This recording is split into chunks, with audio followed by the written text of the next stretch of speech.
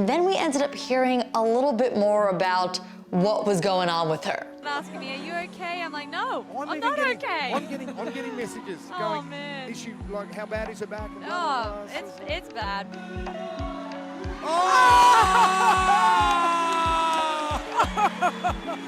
So I just finished up watching the Down Under Championship, and while I have a lot to say about it, I am going to start with Tia-Clair Toomey, because she is just, you know, the most dominant person in our sport right now, and she was supposed to compete. And then she didn't. The day before the competition, it was announced that she and her team withdrew. And at first we were sort of wondering exactly why they withdrew. We didn't get an exact reason who was injured, what particularly was the reason. We did find out through some other Instagram posts that it ended up being Tia that was the one that was injured, and we had heard from her in the past that she had a back injury that was impacting her at the 2022 CrossFit Games. So not a ton of surprises there that it was her, but she ended up doing some commentating and jumping into the booth over the weekend. And then we ended up hearing a little bit more about what was going on with her. Asking me, are you okay? I'm like, no, I'm not okay. I'm getting messages going, man. is she, like, how bad is her back? And It's bad. And then Jeremy Austin asked her if she was going to need surgery. I think more We're not my talking ego. We're not talking surgery back. No. Just I hope not. And we know from this interaction, but then also she's mentioned on her YouTube channel that she hasn't had a scan on her back just yet, and that she is going to end up doing this while she is in Australia. Technically, I still don't know what the problem is, so I think we're at that stage of going and getting it scanned. But my ego is very much bruised. okay. So you're going to get those scans done here or back in the States? Oh, no. So the reason I've been pushing it off is because, you know, it's very expensive over there. So I was like, look, I'm just going to wait until I get back home where I actually have, you know, better health insurance and everything like that. So I think we should all just keep our eyes out the next couple of days, weeks, for maybe some possible more news. Hopefully it's good news. Hopefully this isn't a bigger injury than what we think it is right now. But this scan is going to be significant. And if it is something bad, there's a pretty good chance that Tia and Shane aren't going to come out and say it right away, unless it is very, very bad and needs some sort of immediate attention that would be too obvious to hide. Not that I think they're necessarily hiding, but I think sometimes they like to figure out things on their own before they announce it to the public. They like to figure out how it's going to impact Tia's career, how it's going to impact their business. So I would imagine they'd likely take that information, whatever they get from the scan, and digest it on their own first before we see it announced on social media or on Tia's YouTube channel, unless it's like she needs to be rushed into surgery tomorrow. And if that's the case, I'm sure they will likely let people know sooner, because it'll be hard to hide. But I will add that I was really impressed by Tia-Clair Toomey's commentating at the Down Under Championship. I also wonder if the Down Under Championship knew that she was going to be withdrawing sooner than we all knew she was going to be withdrawing. Just because they seemed to have her ready to be doing all of this commentating that we saw, and she did a great job. I was very, very impressed by her commentating. I am a journalist by trade, so if you're new here, I like to say by day, I'm a CrossFitter fitness enthusiast, and by night, I am a local news reporter here in San Francisco at a TV station. So this is kind of a combination of all of that right now. But from that experience and from knowing people who do play-by-play, I was really impressed by Tia and how much she's grown over the years. Back when she first started out in the space and finished second at the CrossFit Games in her first year there, she was very quiet and wasn't a great interview. Now she's become so much more personable and much better behind the mic. So I think this also is maybe some foreshadowing of where we're going to see her career go when she does finally decide to retire from competition.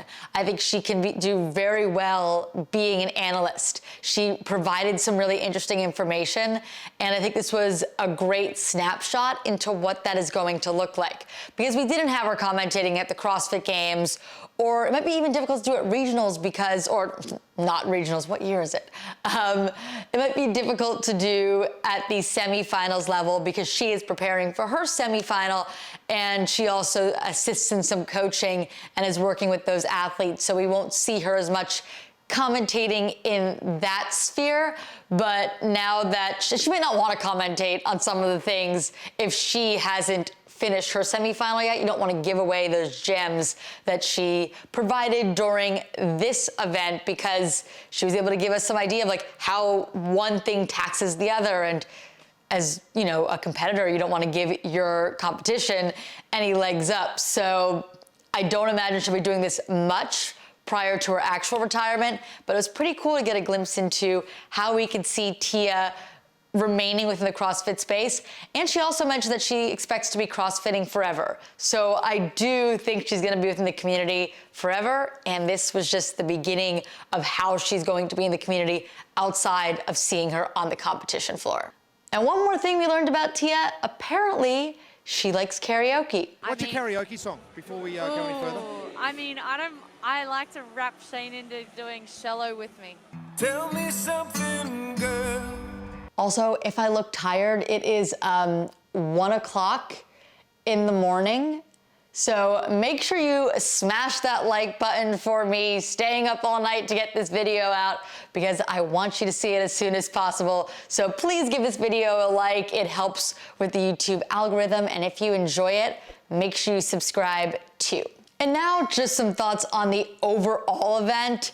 I was incredibly impressed by the Down Under CrossFit Championship.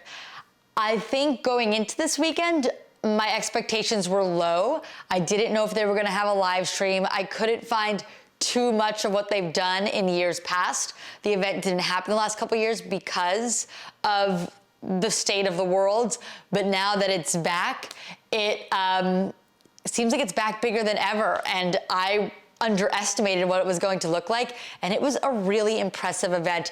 It had a real regionals feel, and they had all events that have been done at regionals and semifinals, so that might have contributed to it, but it was even just the way the announcing and commentating was happening. And then I was really impressed by the camera work. Was it perfect 100% of the time? No, and I think they're working with a much smaller staff than what we do see at the semifinals level, but it was really impressive for an off-season competition.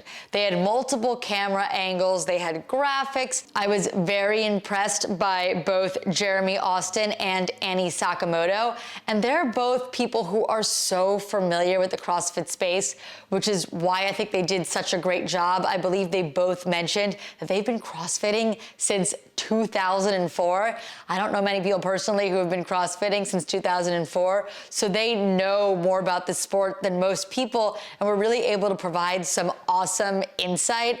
And I was really blown away by the quality of commentating the Down Under CrossFit Championship had, and that these two people did almost all of it, or basically all of it. So really props to them for being such great commentators and having the stamina, because that in itself is kind of a workout. I also really liked how some of this was set up.